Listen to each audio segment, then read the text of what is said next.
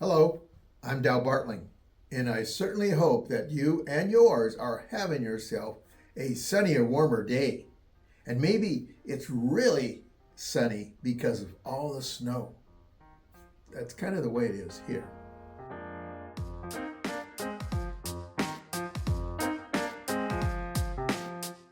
Well, the older I am, the more that I think. And I'm thinking of this. I've heard this phrase a little bit, and it kind of affected me a little bit. Are you a noun or a verb? To kind of paint this picture a little bit, give a little more color to it, think of this. Jesus said to Peter, "Peter, do you love me?" And Peter says, "Oh, Lord, you know I love you. You know I love you." And he says, "Peter, feed my sheep." "Peter, do you love me?" "Oh, Lord, how can I tell you how I love you?" Jesus says, "Peter, tend to my sheep." And then the third time, he says, "Peter, do you love me?"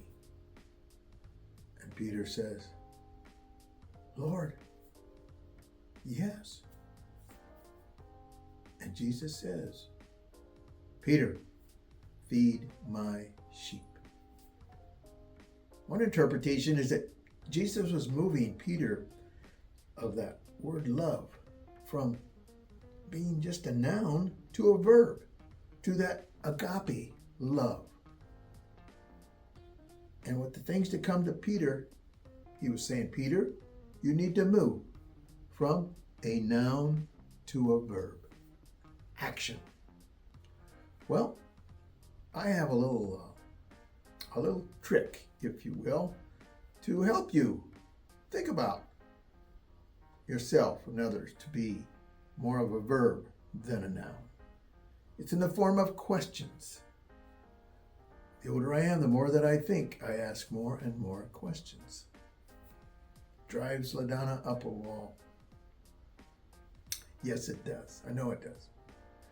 But here's some questions that I think, whether you're a mentor or a mentee, are good. So here we go. Are you ready? First question. What lesson did you learn in life that has affected your life? Well, the one lesson to me, in my style of being analytical, is preparation, preparation, preparation. Another question. What are you learning right now? And what opportunities are you giving yourself to learn right now? Can be some everyday things. Saturday morning, I come down Nemo Hill. Today, about 3 inches of snow on it. So I'm listening to the radio like I normally do, getting ready. I'm going to go play racquetball. I'm listening on the radio. The show, it's kind of like Car Talk from public radio, if you remember that. And they're talking about, a caller calls in and says that they have an old vehicle and they're having a real hard time getting parts. Well, that kind of sparks my interest a little bit. You see, I drive a 2000 Ford Ranger, black. Bought it new. We're still going. Still will be going. You bet. But I get thinking, it's 25 years old. I wonder how it's going to be getting parts. On the radio show, they go into a little more detail. And they're saying there is something happening within this industry.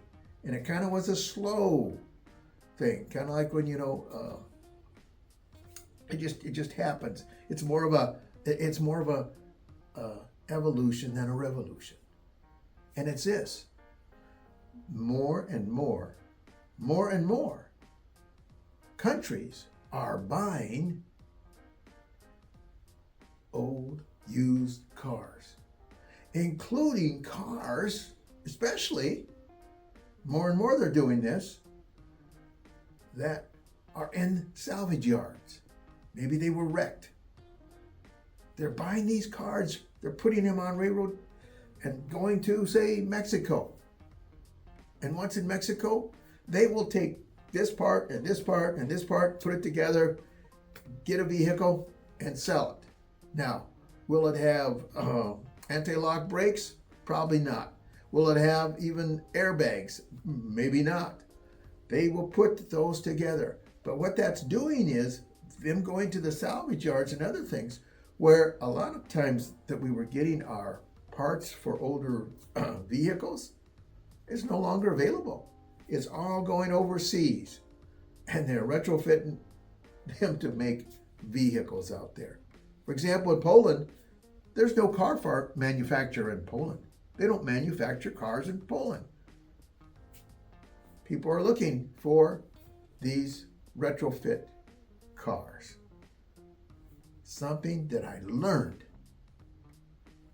right now. Another question, here's one. What failure shaped your life?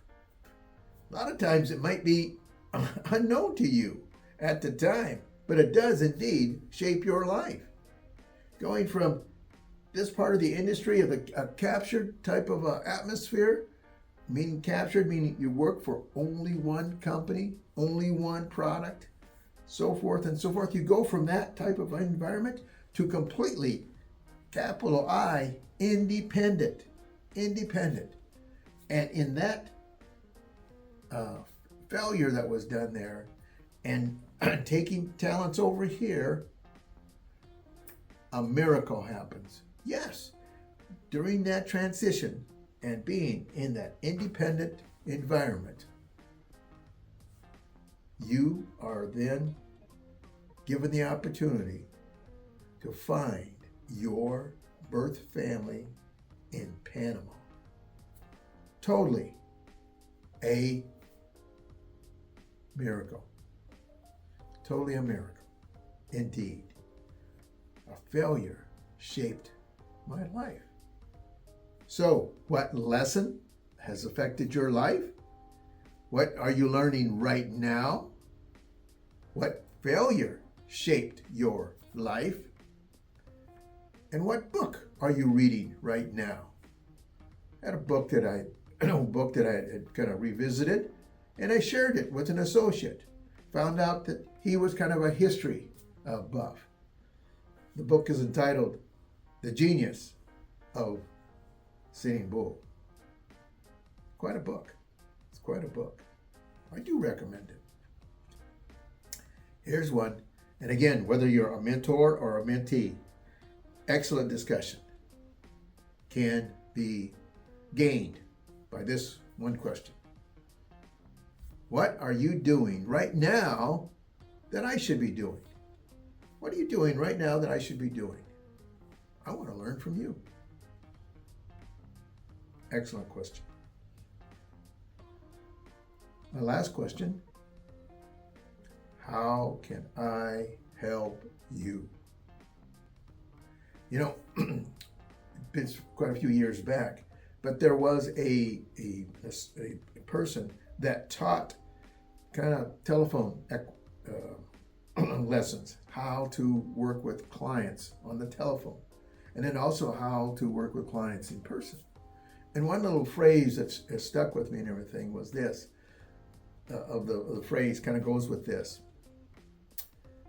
John, I appreciate you sharing with me your concerns there. And the best way that I can help you is, she recommends putting it in that context, whether it be on the phone or in person.